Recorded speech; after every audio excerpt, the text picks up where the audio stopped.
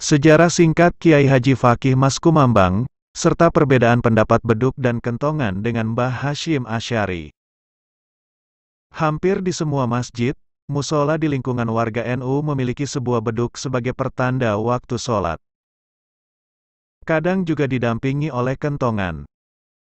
Dari kentongan inilah tersimpan cerita hebat seorang kiai asal Gresik, Kiai Fakih Mas Kumambang.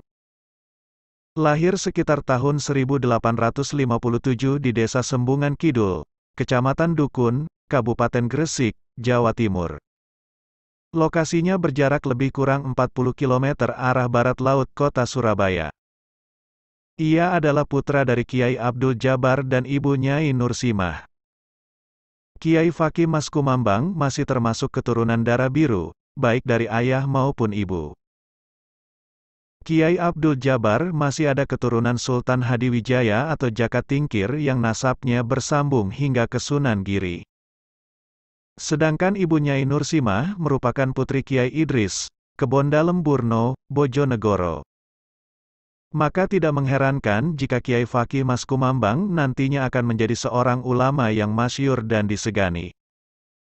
Masa kecil Kiai Haji Muhammad Fakih atau Kiai Fakih Mas Kumambang dihabiskan dengan didikan dari orang tuanya yang merupakan seorang ulama yang disegani di daerahnya.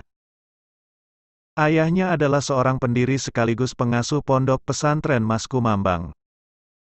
Usai belajar ilmu agama dari sang ayah, ia melanjutkan tafakuh fidinnya menuju ke Ponpes Demangan, Bangkalan, yang diasuh oleh seorang ulama masyhur ilmu lahir batinnya, Syekhona Muhammad Khalil.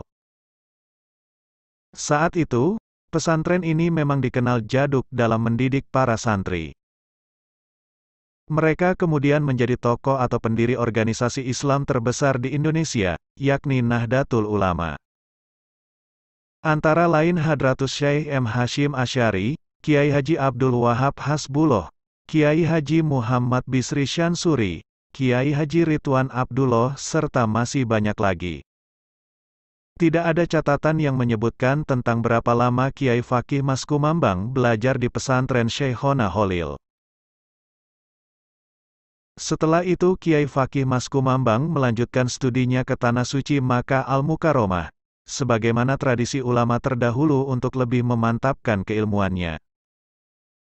Ia belajar kepada ulama-ulama Haromain, terlebih kepada Syekh Mahfuz At-Turmusi, salah satu pengajar di Masjidil Haram.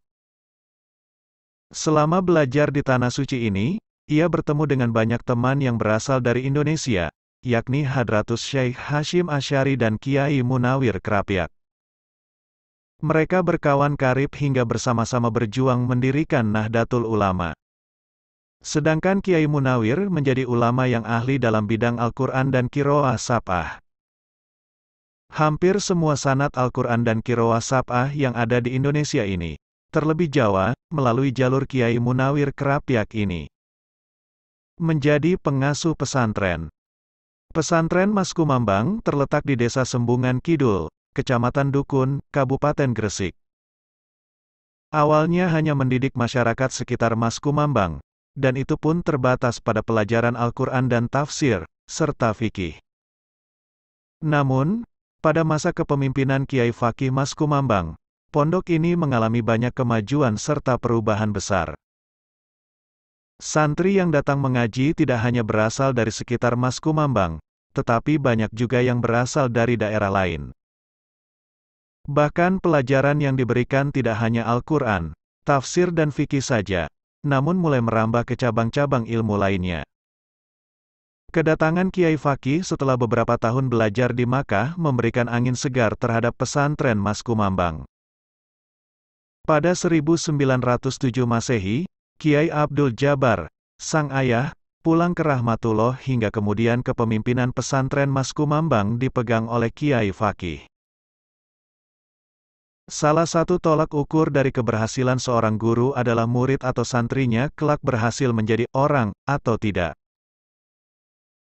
Di antara santrinya yang berhasil adalah Kiai Haji Abdul Hadi, Kiai Haji Zubair Dahlan, serta Kiai Haji Imam Khalil bin Syuaib.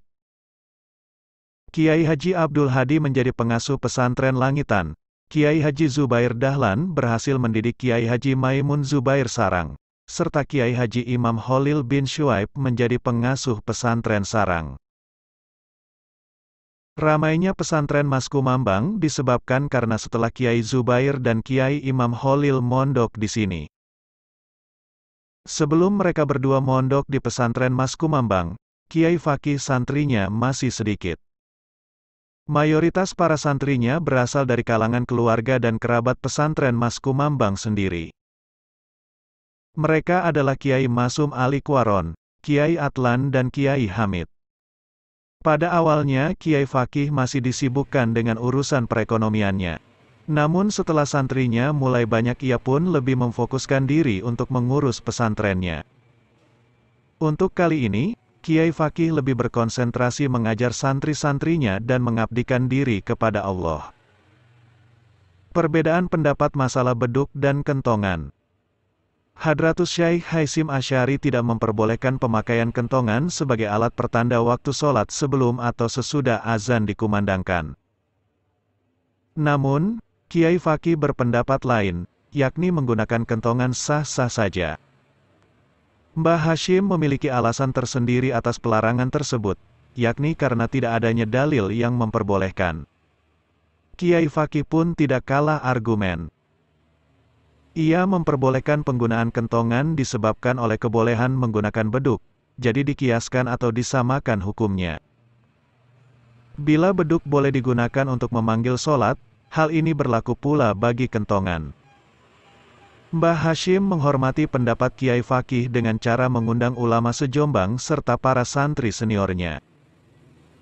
Di hadapan mereka ini, Mbah Hashim menyatakan boleh menggunakan kedua pendapat tersebut dengan bebas.